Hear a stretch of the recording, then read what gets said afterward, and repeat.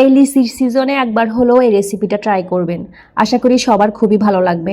Hello everyone, আসসালামু আলাইকুম। দূরের এবং কাছের যে যেখান থেকে ভিডিওটা দেখছেন, আশা করি নিশ্চয়ই ভালো আছেন। আমিও আলহামদুলিল্লাহ ভালো আছি আপনাদের দোয়ায়।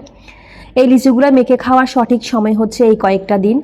এরপর রাজশাহী, দিনাজপুরের বোম্বাই লিচু বের হবে, যেটা এতটা সুস্বাদু, লোভনীয় এবং রসালো হয়, দেখলেই সাথে সাথে সবগুলো খেয়ে নিই।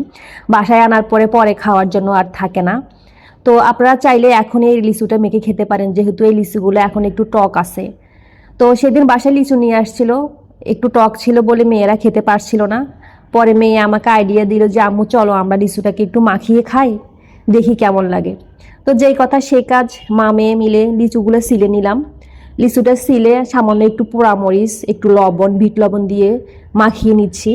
আপনারা চাইলে আরও দুই একটা উপকরণ এখানে মিক্স করতে পারেন, তবে আমি আমার মতো করে নিলাম। খেতে কিন্তু খারাপ লাগে না, ভালোই হয়।